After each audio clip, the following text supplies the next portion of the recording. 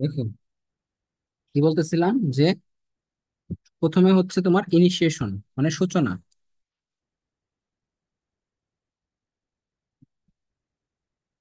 ইনিশিয়েশনে কি হবে বা সূচনাটা কি হবে? তো এখানে প্রথমে টিআরএনএ কি করবে? টিআরএনএ হচ্ছে এখানে ইনিশিয়েটর। সে অ্যামাইনো অ্যাসিড গুলোকে প্রথমে আনবে কি? Methionine amino acid. প্রথমে কি আনবে? Methionine amino acid. এটাকে সে কি করবে? ধরে আনবে। কোথায় আনবে? রাইবোজোমে। তো রাইবোজোম যদি আমরা আঁকি, রাইবোজোমটা কি? একটা ছোট খণ্ড থাকে, একটা বড় খণ্ড থাকে, ঠিক আছে? 30S, একটা 50S, এরকম থাকে। সো যদি এরকম হয়,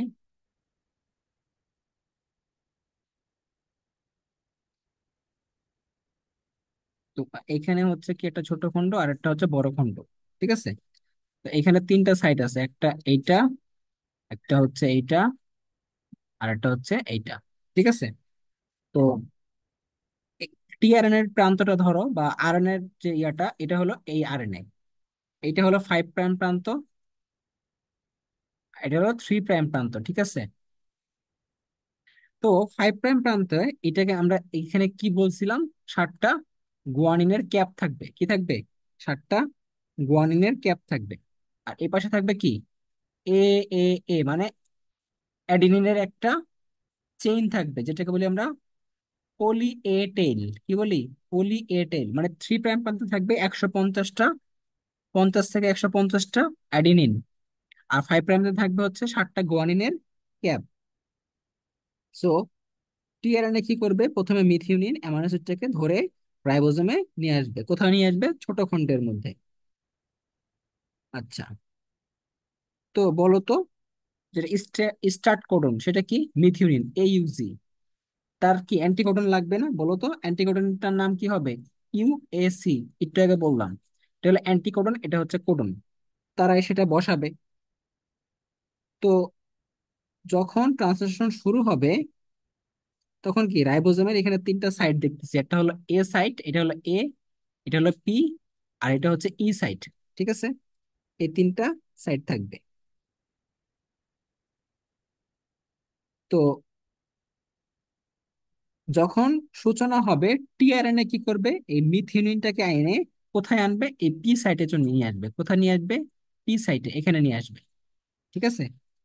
পি সাইটে নিয়ে আসবে। তাহলে প্রথমে মিথিওনিনটা কোথায় আসবে? এই পি সাইটে। তখন এই এ এবং ই এটা কি থাকবে? খালি থাকবে। এই দুইটা খালি আছে এখন, এই দুইটা এখন খালি। এখন অ্যামাইনো অ্যাসিডটা কোথায় আছে? পি সাইটে। বুঝতে পারছো? আচ্ছা, এবার কি হবে? আমার এখানে অ্যামাইনো অ্যাসিড জায়গা যুক্ত করা শেষ।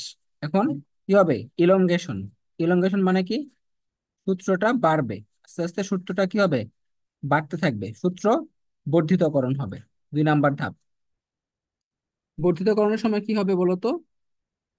একটা অ্যামাইনো অ্যাসিড যখন আসলো, এরপরে কি আরেকটা আসবে, এরপরে আরেকটা আসবে, একটার পর একটা কি হবে? অ্যামাইনো অ্যাসিড গুলো যুক্ত হতে থাকবে। যখন একটার পর একটা যুক্ত হবে, তখন এই এ, পি এবং ই তিনটা সাইটে কি হবে? সক্রিয় হয়ে যাবে বা অ্যাক্টিভ হয়ে যাবে, ঠিক আছে?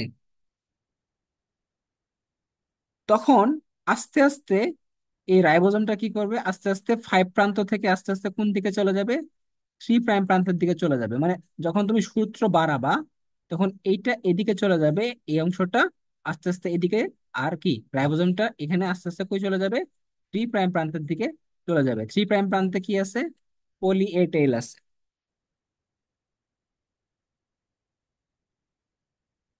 তাহলে এখন খেয়াল করো, 2 নাম্বার যে আমার সেটটা আনা হয়েছে, এটা এখন কোথায় আছে? এ সাইটে আছে। কোথায় আছে? এ সাইটে, 2 নাম্বারটা। আর 1 নাম্বারটা কই আছে? পি সাইটে, ঠিক আছে? 1 নাম্বারটা আছে হচ্ছে পি সাইটে, আর 2 নাম্বারটা আছে কি? এ সাইটে। এ পর্যন্ত আছে। এখানে একটা শক্তি লাগবে। সেই শক্তিটা আসে কই থেকে বলো তো? জিটিপি থেকে। জিটিপি মানে কি? গুয়ানোসাইন ট্রাইফসফেট। এখান থেকে শক্তিটা চলে আসবে। কই থেকে আসবে? জিটিপি থেকে।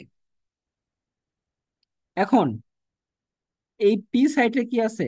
মিথিওনিন আছে, মিথিওনিন বলতে এই যে এইউজি, ওইটা এখন কি হবে জানো, টিআরএনএ থেকে পৃথক হয়ে যাবে। টিআরএনএ থেকে সে এখন পৃথক হয়ে যাবে, মানে আলাদা হয়ে গেল।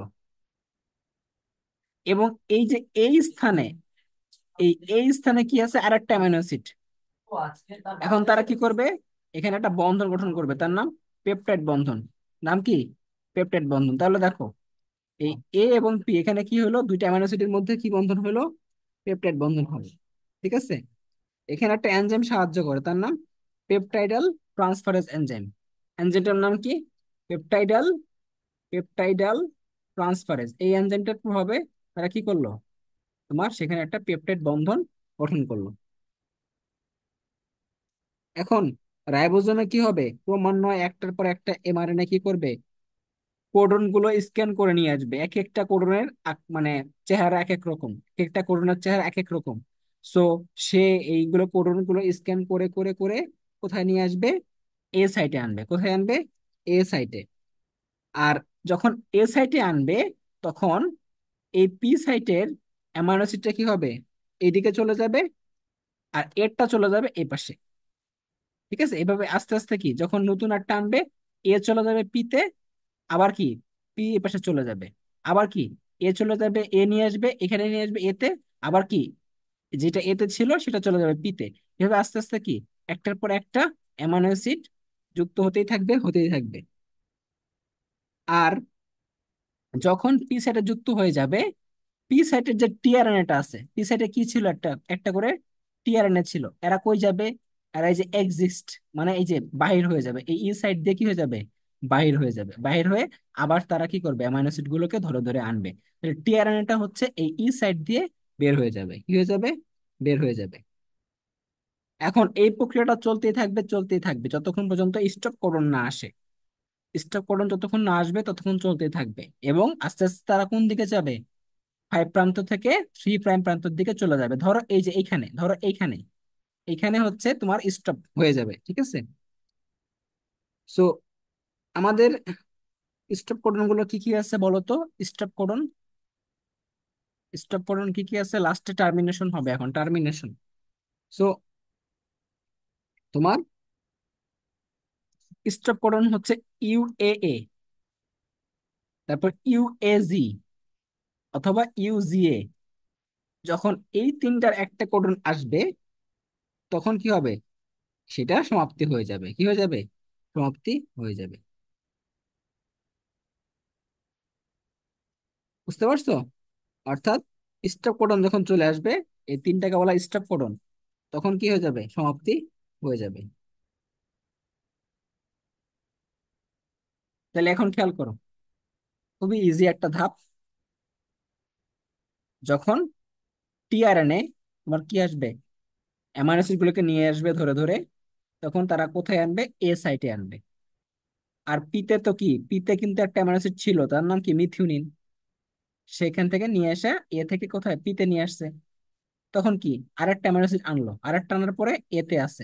এ এবং পির মধ্যে কি হবে, এখন এই দুইটা অ্যামাইনো অ্যাসিডের মধ্যে বন্ধন হবে, তার নাম পেপটাইড বন্ধন। কি, পেপটাইড বন্ধন। তরে তারপর কি হবে, আরো অ্যামাইনো অ্যাসিড গুলো আসবে, এসে কোথায় আসবে, এতে, এ চলে যাবে পিতে। আর এখানে কি, তোমার নতুন একটা অ্যামাইনো অ্যাসিড আসলো, পরে কি আবার বন্ধন হইলো, আরেকটা আসলো। এখন এ থেকে চলে যাবে ও চলে যাবে পিতে, আবার এখানে একটা আসলো, এখন ও এখানে থাকবে, আবার আরেকটা আসলো, এটা চলে যাবে আবার পিতে, ও থাকবে এতে। এভাবে করে কি, একটার পর একটা যুক্ত হইতেই থাকবে, হইতেই থাকবে।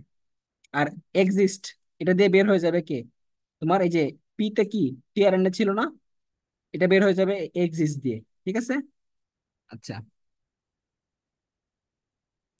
আচ্ছা, এখন কিছু অ্যান্টিবায়োটিক আছে যেগুলোর কারণে আমাদের প্রোটিন সিনথেসিসে সমস্যা হয়। অ্যান্টিবায়োটিক গুলোর কি নাম, এগুলো অবজেক্টিভে তোমাদের আসে। অ্যান্টিবায়োটিক গুলোর নাম কি? একটা হচ্ছে অ্যান্টিবায়োটিক, দেখো ক্লোরোমাইসিন। কি, ক্লোরোমাইসিন। এই অ্যান্টিবায়োটিকের কারণে কি হয় বলো তো, পেপটাইড বন্ধন সৃষ্টি হয় না বা বাধা পায়। এই অ্যান্টিবায়োটিকটা খাইলে কি হয়, পেপটাইড বন্ধন সৃষ্টিতে বিঘ্ন ঘটে, সৃষ্টিতে বিঘ্ন ঘটে। ঠিক আছে। 2 নাম্বার কি? এরিথ্রোমাইসিন। এরিথ্রোমাইসিন। এটার কারণে কি হয়, অ্যান্টিবায়োটিকটা খেলে কি হয় বলো? রাইবোজোমে এমআরএনএ চলনে বাধা পায়। রাইবোজোমে কি হয়? এমআরএনএ গুলো চলাচলে বাধা পায়। রাইবোজোমে এমআরএনএ চলাচলে বাধা পায়। তারপরে হচ্ছে কি? স্ট্রেপ্টোমাইসিন। স্ট্রেপ্টোমাইসিন। স্ট্রেপ্টোমাইসিন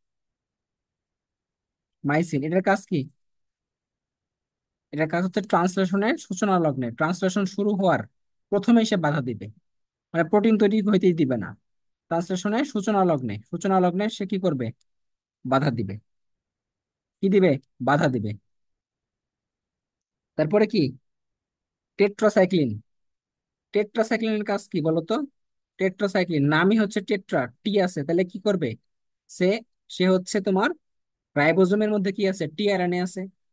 সেই টিআরএনএ এর সাথে সংযুক্ত হইতে বাধা দিবে। রাইবোজোমের সাথে টিআরএনএ এর কি সংযোগ হইতে বাধা দিবে। তাহলে টেট্রামাইসিন হচ্ছে রাইবোজোমে রাইবোজোমে টিআরএনএ এর সাথে যুক্ত হইতে কি করবে? বাধা দিবে। ঠিক আছে। এটা হচ্ছে তোমার অ্যান্টিবায়োটিকের কিছু কাজ। তো তোমাদের এই জিনিসটা পড়তে হবে ভালো মতো। ঠিক আছে। অ্যান্টিবায়োটিক, এই 4টা অ্যান্টিবায়োটিক পড়বা। আর কি? আসো হচ্ছে সেন্ট্রাল ডগমা।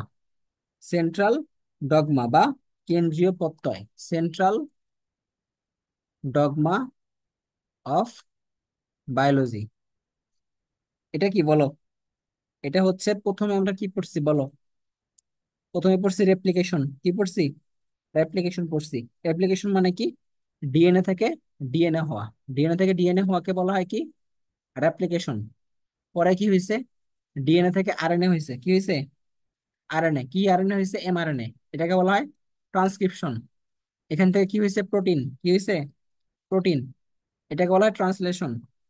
এই যে পুরা প্রক্রিয়াটা, এটাকে বলা হয় সেন্ট্রাল ডগমা অফ বায়োলজি অথবা সেন্ট্রাল ডগমা অফ লাইফ। এই যে প্রোটিন, এই প্রোটিনকে বলা হয় কি? সর্ববৃহৎ কর্মী অণু। কোষের সবকিছু নিয়ন্ত্রণ করে কে?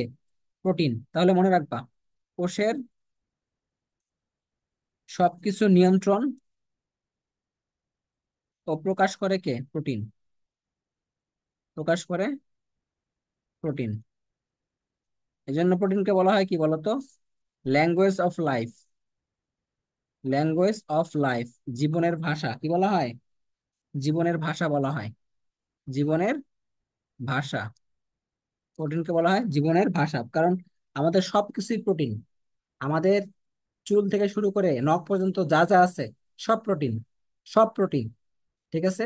দেহের দেহের মনে রাখবা, দেহের শুষ্ক ওজনের 50 ভাগ প্রোটিন। কত ভাগ প্রোটিন? 50 ভাগই হচ্ছে প্রোটিন।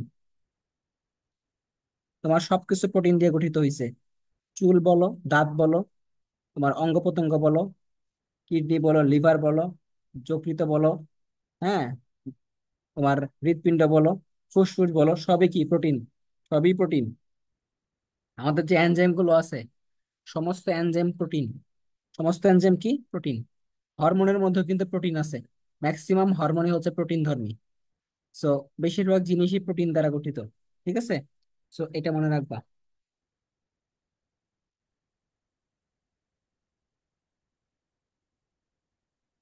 এটাকে বলা হয় সেন্ট্রাল ডগমা। বাংলায় কি বলা হয়? কেন্দ্রীয় প্রত্যয়। সেন্ট্রাল মানে হচ্ছে কেন্দ্রীয়, ডগমা মানে হচ্ছে প্রত্যয়। ঠিক আছে। কেন্দ্রীয় প্রত্যয়। কেন্দ্রীয় প্রত্যয়। মনে থাকবে?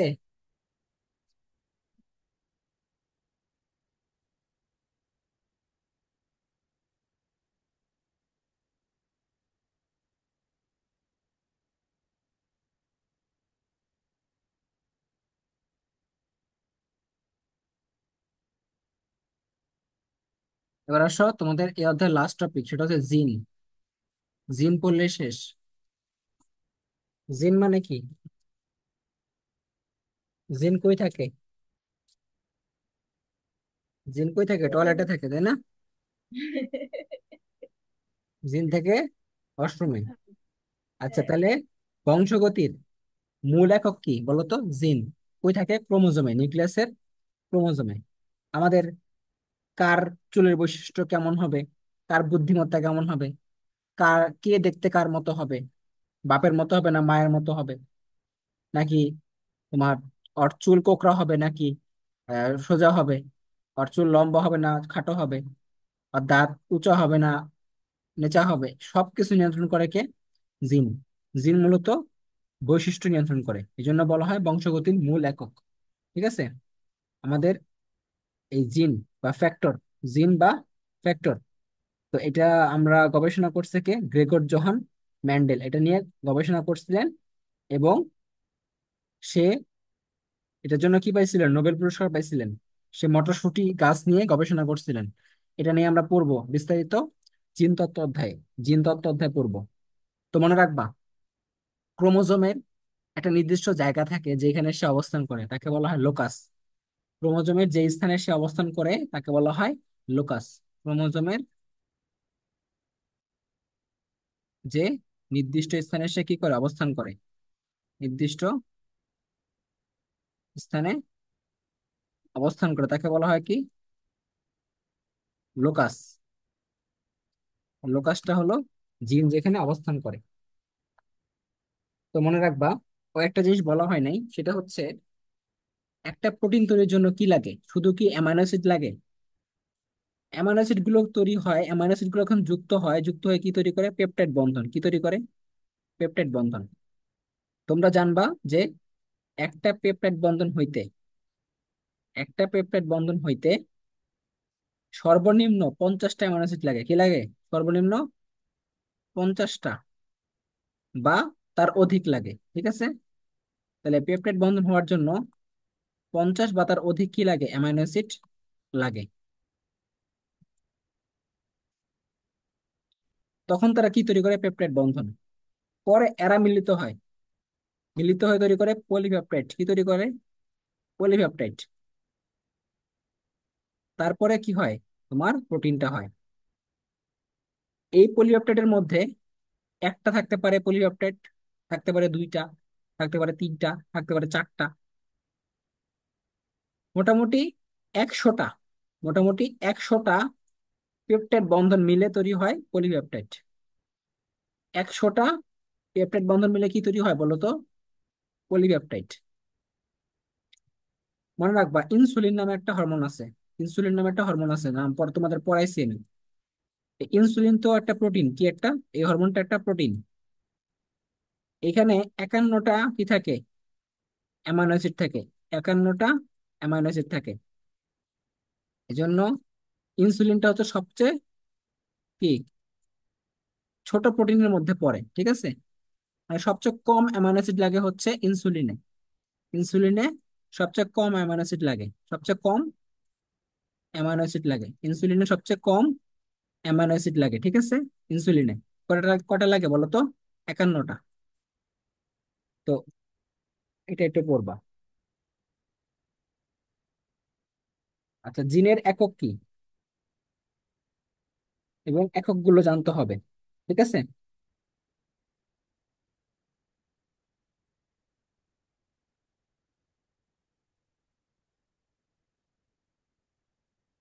আচ্ছা, এখন আসো এককে আসো। রেকন, রেকন, নিউটন, রেপ্লিকন, আর হচ্ছে সিস্ট্রন। রেকন মানে হচ্ছে রিকম্বিনেশন একক। কিসের একক? রিকম্বিনেশনের একক। রিকম্বিনেশনের একক মানে কি বলতো? ডিএনএ অণুর মধ্যে যেই ক্ষুদ্রতম একটা অংশ থাকে বা একক থাকে, সেটা কি করে? জেনেটিক রিকম্বিনেশন নামে একটা প্রক্রিয়া আছে বা প্রসেস আছে, সেখানে অংশগ্রহণ করে। ডিএনএর একটা খুব ক্ষুদ্রতম অংশ, ছোট অংশ, জেনেটিক রিকম্বিনেশনে সে অংশগ্রহণ করে, এটাকে বলা হয় রেকন। মিউটন কি? মিউটনটা হচ্ছে জিন মিউটেশনের একক, মিউটেশনের একক। বলতো মিউটেশন মানে কি? মানে হচ্ছে ডিএনএ এর স্ট্রাকচারটা সম্পূর্ণ চেঞ্জ করে দেয়। ডিএনএ স্ট্রাকচার কি করে দেয়? সম্পূর্ণ চেঞ্জ করে দেয়। রেপ্লিকন কি? রেপ্লিকনটা হচ্ছে রেপ্লিকেশনের একক। কিসের একক? রেপ্লিকেশনের একক। রেপ্লিকেশনের একক। আর সিস্টনটা কি বলতো? জিনের কাজের একক। জিনের কাজের একক, এটা হচ্ছে সিস্ট্রন। ঠিক আছে, তো মনে রাখবা এখান থেকে যে তোমার একটা ব্যাকটেরিয়াতে, ইকোলাই আছে না, ইকোলাই ব্যাকটেরিয়া, এই ব্যাকটেরিয়ার একটা সিস্ট্রনে 1500টা কি থাকে? নিউক্লিওটাইড থাকে। 1500টা নিউক্লিওটাইড থাকে একটা সিস্ট্রনে। একটা সিস্ট্রনে 1500টা কি থাকে? নিউক্লিওটাইড থাকে।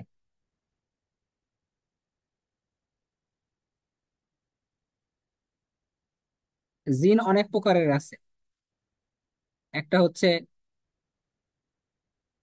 তোমার কি, লিথাল জিন আছে, অনকোজিন আছে, সেক্স ক্রোমোজোমাল জিন, ট্রান্স জিন, তোমার সিউডোজিন, তারপর তোমার আরো অনেক আছে, লিঙ্কড জিন।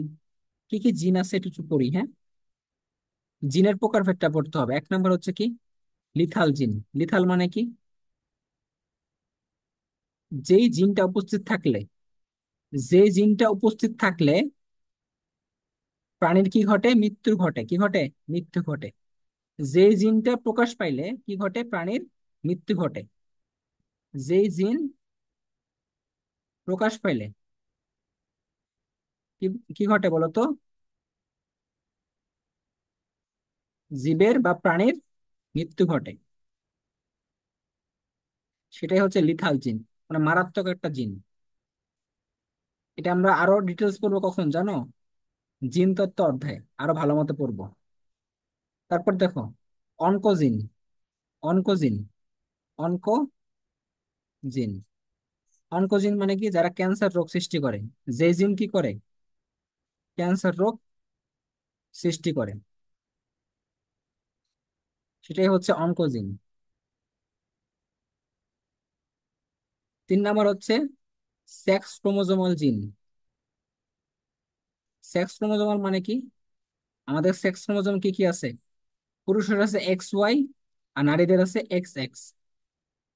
ঠিক আছে, এই যে জিনগুলা, মানে এই যে ক্রোমোজোম গুলো, এই ক্রোমোজোমের মধ্যে যদি জিন আক্রমণ করে, জিনগত কোনো ডিফেক্ট হয়, ঠিক আছে, সেটাই হচ্ছে কি, সেক্স ক্রোমোজোমাল জিন।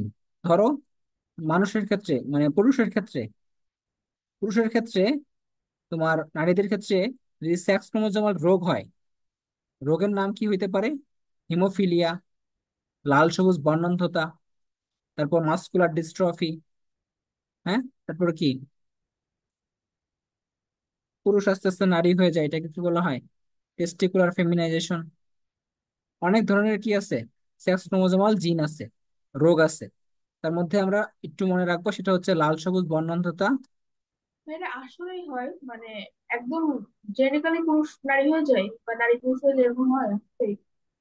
জিনে ডিফিক্ট থাকলে হইতে পারে, সব সময় হয় না। যেমন ধরো তোমার হিজড়াদের কথা চিন্তা করো। হিজড়াদের মধ্যে কি, হিজড়াদের ওটা তো মধ্যে আলাদা একটা জেন্ডার বাট জিনিসটা একদম খেয়াল করো, ধীরে। সে যখন জন্ম নেয় সে হয় পুরুষ হিসেবে জন্ম নেয়, হয় সে নারী হিসেবে জন্ম নেয়। কিন্তু সে যখন বড় হইতে থাকে, তার আচার আচরণের একটা পরিবর্তন দেখা যায়। তো সে, তার মধ্যে যদি পুরুষের বৈশিষ্ট্য বেশি থাকে তাহলে সে পুরুষ। আর যে, ওর মধ্যে যদি নারীর বৈশিষ্ট্য বেশি থাকে সে নারী, এই হিসেবে গণ্য করা হয়। তো টেস্টিকুলার ফেমিনাইজেশনটা মোটামুটি ওরকম।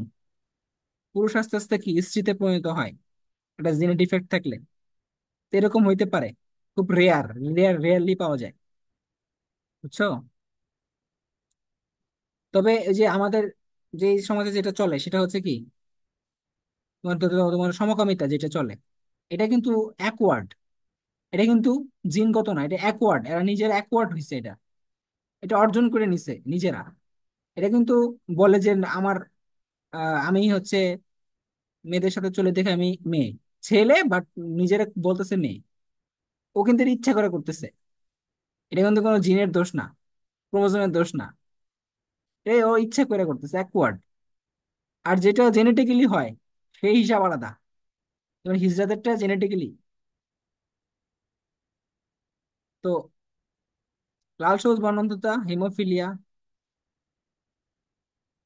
এগুলো হচ্ছে তোমার সেক্স ক্রোমোজোমাল রোগ। আচ্ছা, তারপরে কি আছে?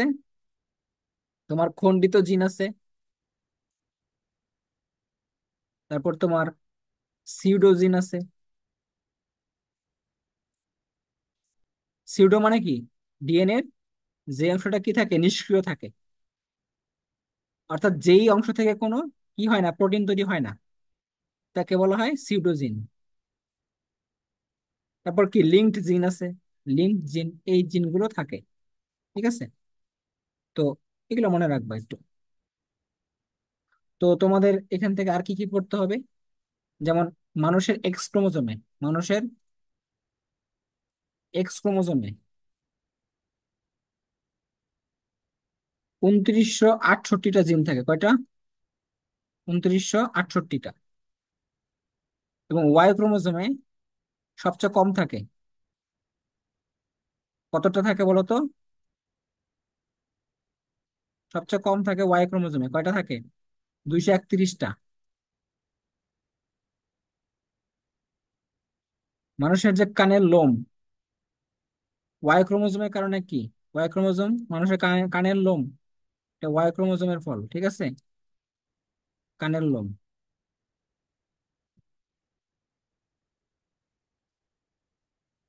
আচ্ছা, মানুষের মাত্র আমাদের যে জিনোম আছে, মানে জিন ব্যাংক, যেখানে জিনগুলো সবগুলো জমা থাকে। ঠিক আছে। এখানে মাত্র 2 ভাগ জিন আছে যারা মানুষের বৈশিষ্ট্যগুলোকে রক্ষা করে বা সে বৈশিষ্ট্য প্রকাশ করতে সাহায্য করে। মাত্র কয় ভাগ জিন? 2 ভাগ। আর বাকি 98% কি থাকে? নিষ্ক্রিয় থাকে। এরা হচ্ছে জাঙ্ক ডিএনএ। কি বলা হয়? Junk DNA. যেই ডিএনএ গুলো, মানে যে 98% ডিএনএ কি করে না, কি থাকে, নিষ্ক্রিয় থাকে। কি থাকে? নিষ্ক্রিয় থাকে, সেটাকে বলা হয় জাঙ্ক ডিএনএ। আচ্ছা। তো সবচেয়ে বেশি জিন কই থাকে? স্তন্যপায়ী, মানে একটা চার্ট ছিল অবশ্য, ওটা লাগবে না, ওটা পরে আরেকদিন বলবো নি। তো মানুষের ক্ষেত্রে, একটা স্তন্যপায়ী প্রাণীদের ক্ষেত্রে, একটা স্তন্যপায়ী প্রাণীর কোষে 50,000-এর অধিক জিন থাকে। অবজেক্টিভের জন্য লাগবে এগুলো, যদিও বইয়ে আছে এগুলা। হ্যাঁ, বইয়ে আছে, বাবা আর কি। যে একটা স্তন্যপায়ী প্রাণীর দেহে 50,000-এর কি থাকে, অধিক জিন থাকে। ঠিক আছে। একটা স্তন্যপায়ীর কোষে। তো হিসাব করে দেখা গেছে যে, মাইক্রোস্কোপের মধ্যে হিসাব করা দেখা গেছে যে একটা ক্ষুদ্রতম জিনে 75 কি থাকে, নিউক্লিওটাইড থাকে। কি থাকে? নিউক্লিওটাইড। মানে 75টা কি থাকে, নিউক্লিওটাইড। আর বৃহত্তম জিনে থাকে হচ্ছে 40,000। কয়টা? 40,000 নিউক্লিওটাইড। ঠিক আছে।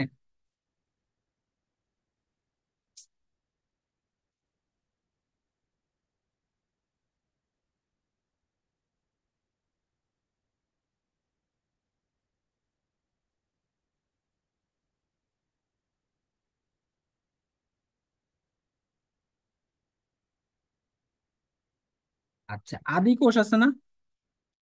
মানে আদিকোষ মানে ব্যাকটেরিয়া। আদিকোষে আমাদের যেমন মানুষের ক্ষেত্রে বা প্রাণী কোষে জিনের কার্যের একক কি? তোমার সিস্ট্রন। ওদের হচ্ছে অপেরন। কি বলা হয় এটাকে? অপেরন। জিন প্রকাশের যে ইউনিটটা, এটাকে বলা হয় কি? জিন কার্যের একককে বলা হয় অপেরন। কি বলা হয়? অপেরন। এটা হলো আদিকোষ বা ব্যাকটেরিয়ার ক্ষেত্রে।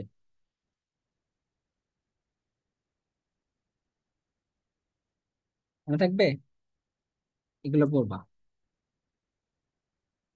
Genetic codon. জেনেটিক কোডনটা আমরা অলরেডি পড়ছি, যে জেনেটিক কোড কি দিয়ে গঠিত হয়? তিনটা তিনটা জিনিস দিয়ে, তিনটা জিনিস দিয়ে। একটা AUG, অথবা UAA, অথবা UGA, অথবা AGA, অথবা AAU। যেইটা মন চায় সেটাই, মানে তারা সবসময় তিনটা লেটারে হয়। কয়টা লেটারে হয়? তিনটা লেটারে হয়। এই জন্য মনে রাখবা, তিনটা বেস যুক্ত হয়, তিনটা বেস একসাথে যুক্ত হয়। এই জন্য এটাকে বলা হয় কি? ট্রিপলেট। কি বলা হয়? ট্রিপলেট। ট্রিপলেট। এই ট্রিপলেট হচ্ছে কি, একসাথে থাকে, তিনজন একসাথে থাকে, তিনটা বেস। এবং সব সময় কিন্তু এরা 5 থেকে 5 প্রান্ত থেকে 3 প্রান্তে যায়। 5 প্রান্ত থেকে 3 প্রান্তে আমরা কিন্তু একটু আগে দেখছি যে একটা আরএনএ চেইনের মধ্যে 5 প্রান্ত থেকে কই যায়? 3 প্রান্তের দিকে আস্তে আস্তে অগ্রসর হয়। এটা কিন্তু আমরা একটু আগে করে আসছি। আচ্ছা, ধরো এইটা হলো তোমার AGA। এটার অ্যান্টিকোডনটা কি হবে? UCU, তাই না? তাহলে এটা যদি 5 প্রান্ত থেকে 3 প্রান্তে যায়, তাহলে এটা কোন দিক যাবে? 3 থেকে 5 প্রান্তে, যেহেতু অ্যান্টিকোডন। বুঝতে পারছো?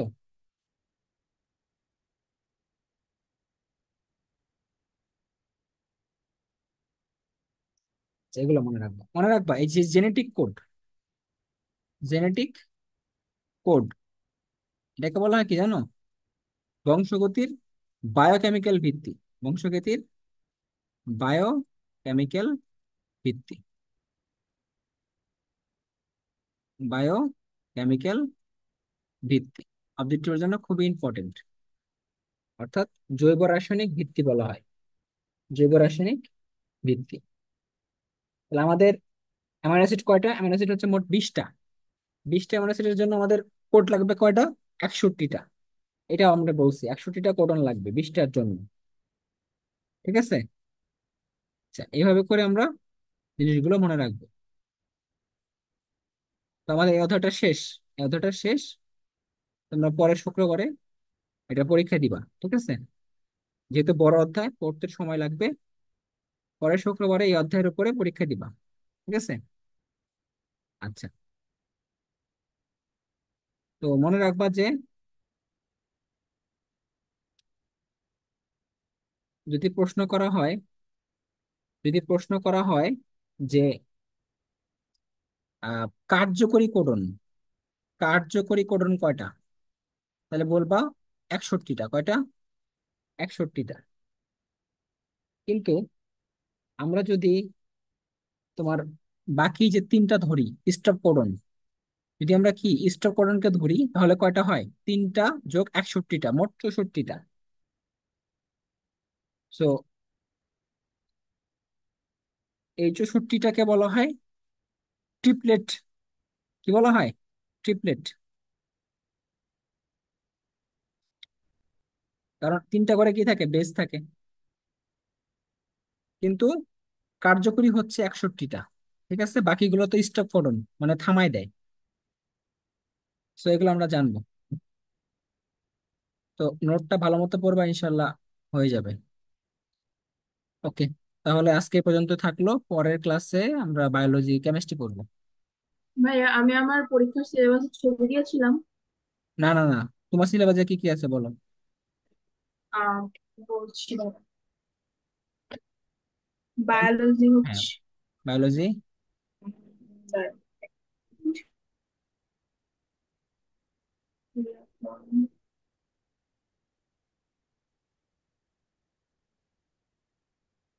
বায়োলজি হচ্ছে প্রথম পত্রের 2, 3, 7 আর 8 অধ্যায়, কোষ বিভাজন, কোষ রসায়ন, নগ্নজীবী আবৃতবীজী, টিস্যু আর টিস্যু তন্ত্র। আর 2, 3, 7, 8। 7, 8, জি। 1 নাম্বার চ্যাপ্টার আর নাই? না, আর হচ্ছে দ্বিতীয় পত্রে আছে 2 অধ্যায় সব নেই, হাইড্রা আর ঘাসফড়িং। 4 অধ্যায়ে হচ্ছে মানব শরীরতত্ত্বের রক্ত সঞ্চালন। 7 অধ্যায় মানব শরীরতত্ত্ব, চলন ও অঙ্গ চালনা। তারপর হচ্ছে 10 অধ্যায় মানব দেহের প্রতিরক্ষা। এই তো। তোমাদের কি ফুল সিলেবাসে পরীক্ষা হবে? এইটা আমাদের কলেজের সমস্যা। 1975 সালে যখন কলেজ স্থাপিত হয়েছিল তখনই এই এই সিলেবাস রাখছে, আর চেঞ্জ করিনি। এখন যে শর্ট সিলেবাস বলে একটা জিনিস আছে, তাদের সে খেয়ালই নেই। তোমাদের তো শর্ট সিলেবাসে হবে পরীক্ষা, কিন্তু বলে নাই। ঘোষণা তো এখনো দেয়নি অফিসিয়ালি, ওই জন্য তারা এই এই সিলেবাস রাখে। আপনি শর্ট সিলেবাস গুলো আগে পড়াই নেন, তারপরে আমি দরকার পড়লে ইয়ে করে নেবো, না ওয়ান শট মেরে দেবো না পরীক্ষার আগে থেকে। না না, সমস্যা নাই। আমি তোমাদের পরের যে টপিকটা, এটাতে আমরা হাইড্রা ঘাসফড়িং পড়বো। ঠিক আছে, এটা তোমার কভার হয়ে যাবে। হ্যাঁ, তারপর রক্ত সংবহন তোমাদের অর্ধেক পড়াইছিলাম, মনে আছে কি? হ্যাঁ, হ্যাঁ, আমার কাছে মানে ওইখানে আমরা ওই যে হৃৎপিণ্ডের রক্ত সঞ্চালন করছিলাম, হ্যাঁ। ও পুরো প্রসেসটা পড়ছিলাম। ওটা রিভিশন দিব, একবার রিভিশন দিয়ে পুরোটা শেষ করবো। রক্ত সংবহন মানে হাইড্রা ঘাসফড়িং পড়ানোর পরে রক্ত সংবহনটা শেষ করবো, বুঝছো? তারপরে আমরা কোষ বিভাজন করব। তারপরে আমরা হচ্ছে কোষ বিভাজন যখন শেষ হয়ে যাবে, তখন আমরা ইয়া করবো যে কোষ রসায়ন পড়বো। কোষ রসায়ন এটা আমি এমনিতে পড়াবো, এটা আমি বলে লাভ নাই। এটা আমি হুম, সবসময় পড়াই আমার ব্যাচে। কোষ রসায়ন আমি বাদ দিই না, কারণ এটা হলো বেসিক। কেমিস্ট্রির বেসিক চ্যাপ্টার হচ্ছে কোষ রসায়ন, তো এটা বাদ হুম, দেওয়ার কোনো উপায় নেই। আর যেহেতু প্রথম চ্যাপ্টার নাই তোমার, তাও পড়তে হুম। হবে। কোনো না কোনো সময় তো পড়তেই হবে এটা। হ্যাঁ, হ্যাঁ, অনেক ভালো করবো। একটা চ্যাপ্টার, ডিএনএ আরএনএ চ্যাপ্টার। পড়ে ফেলো, হ্যাঁ, এটা পড়ে ফেলো। আমরা চিন্তা নাই, তোমার সিলেবাস কমপ্লিট হয়ে যাবে। যদি সিলেবাস আমার এখানে কমপ্লিট না হয়, আমি তোমাকে রেকর্ড ভিডিও দিয়ে দিব, সমস্যা নাই। কারণ সবগুলোরই আচ্ছা, রেকর্ড ভিডিও আছে। ঠিক আছে। হ্যাঁ, আচ্ছা, ঠিক আছে। আর আচ্ছা। কেমিস্ট্রি হচ্ছে ফার্স্ট কেমিস্ট্রি পেপার, প্রথম অধ্যায়, দ্বিতীয় অধ্যায়, তৃতীয় অধ্যায়। তৃতীয় অধ্যায় তো চলছে, সমস্যা নেই। দ্বিতীয় অধ্যায় শেষ।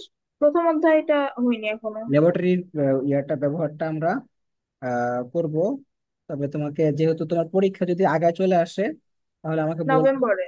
আমি হচ্ছে কবে, নভেম্বরে? জি। তার আগেই আমি এটা ব্যবস্থা করে দেবো, সমস্যা নেই। দেরি আছে, নভেম্বরে আসলে আমাদের নভেম্বরের মধ্যে আরো 5টা চ্যাপ্টার শেষ হয়ে যাবে বায়োলজি। এখনো আচ্ছা। তোমার সময় আছে সেপ্টেম্বরের। সেপ্টেম্বর তো বাকি আছে 10 দিন।